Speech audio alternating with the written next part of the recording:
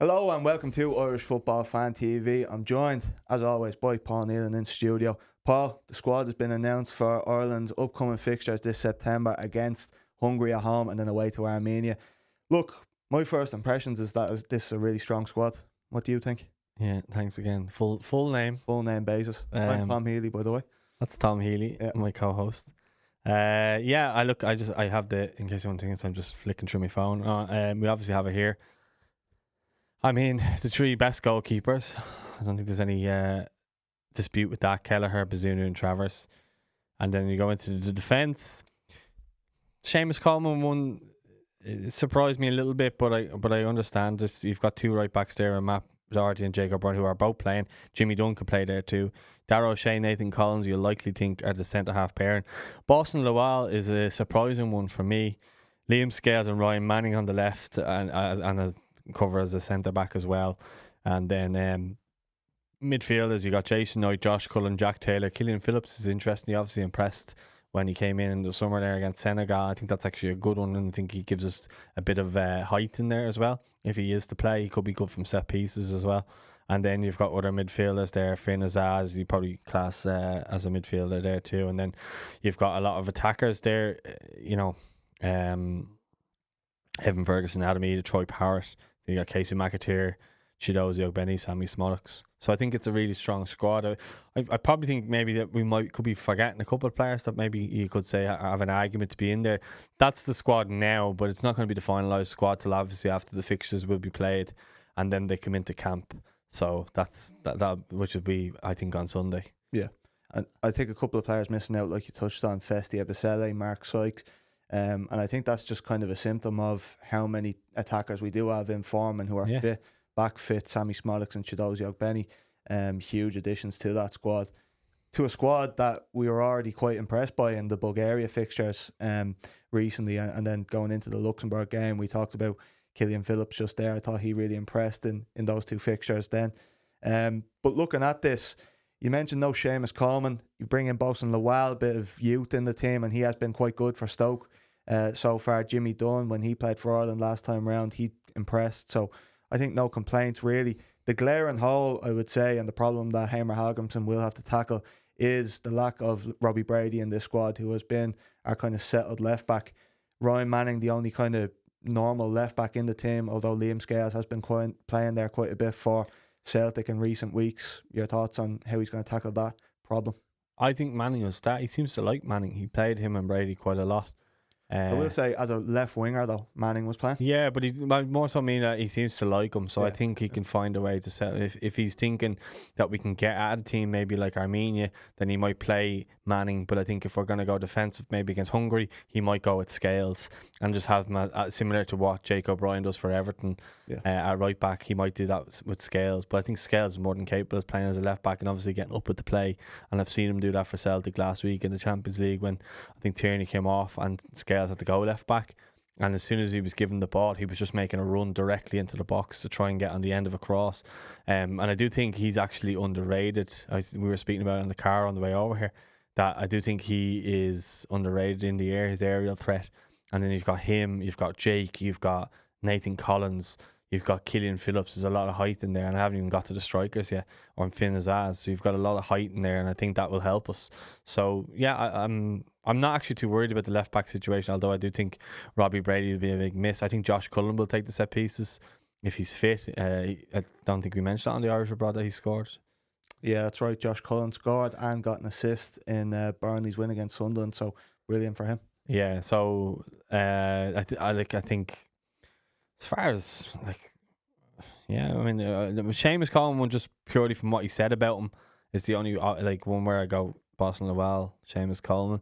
But Seamus isn't playing, so I can see it as well. So I'm not sitting here going he definitely should be in the squad. It's not like that at all. I think it's just surprising because of how he is around the team and how important he is to the team that he's not in there. But his experience in big ball. But then again, look, if something happens, he'll be straight in. So, but at the same time, I think Seamus struggles after games, and he always ends up picking up injuries.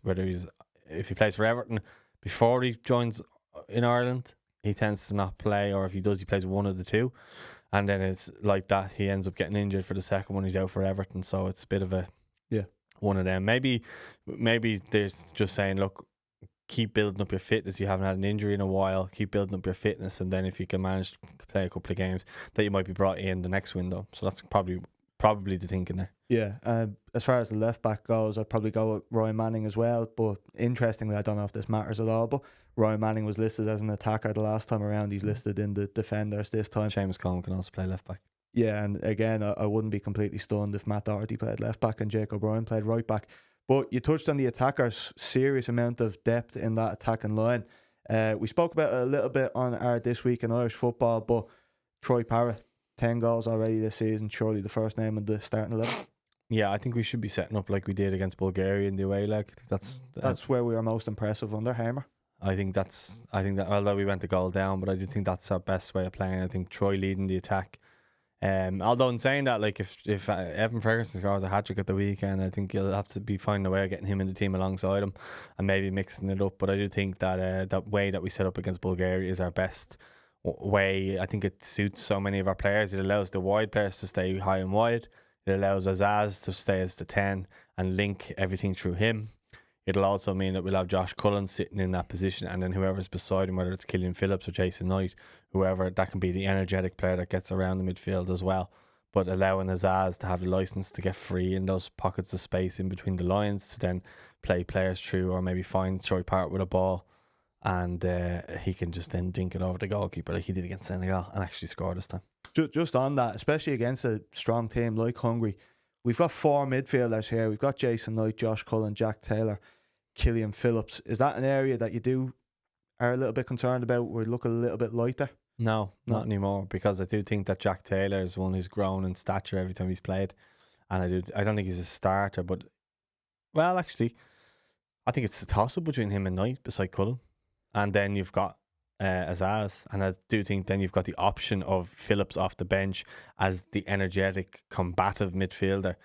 But again, if you're going up against a tough battle in Hungarian side, you might want Phillips in there. Yeah, the thing I would say about Jack Taylor, he's starting a lot for Ipswich this year with Sam Morsey going. Kayus is coming back into the team.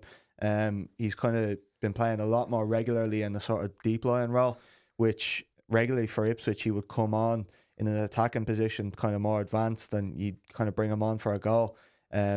This time around this season, he's been playing far deeper, and I think he struggled a little bit in that area. I far more prefer him coming off the bench in those sort of attacking roles where he can have that sort of license to get forward, and I think we've seen that in an Ireland shirt when he played against Finland and came on and made an impact against them. I think I would go with Jason Knight and Josh Cullen. I think they just have that understanding with each other, that you just feel comfortable with them playing in that position.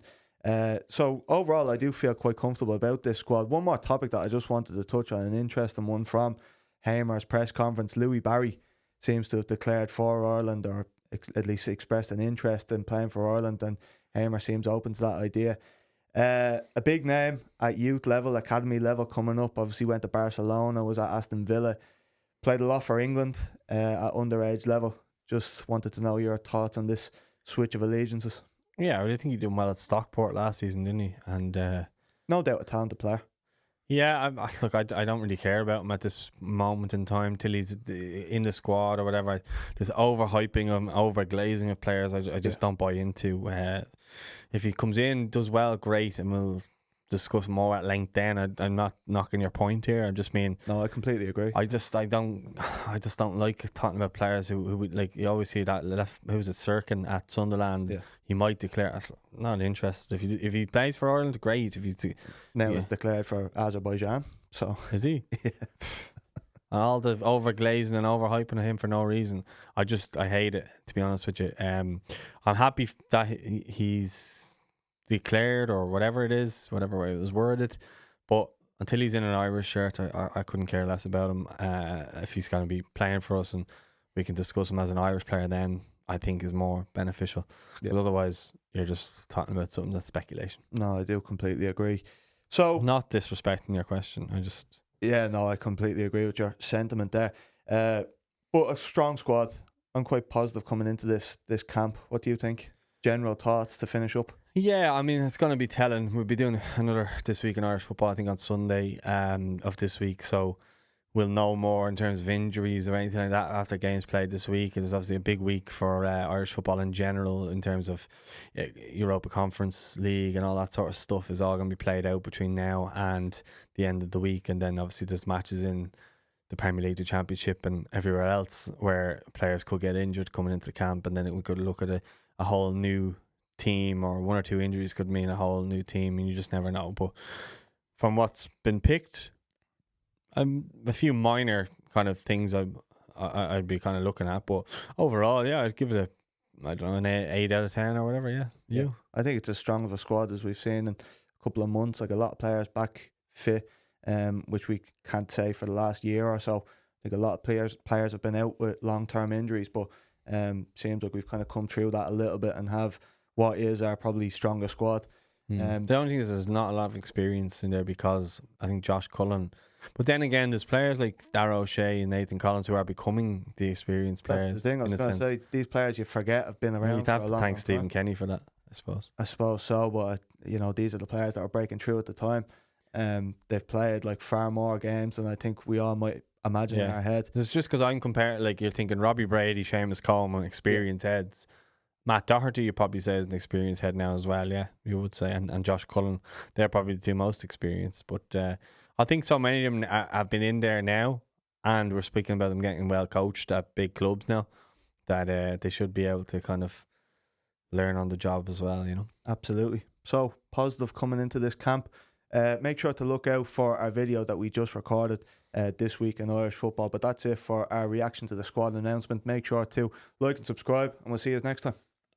Brilliant.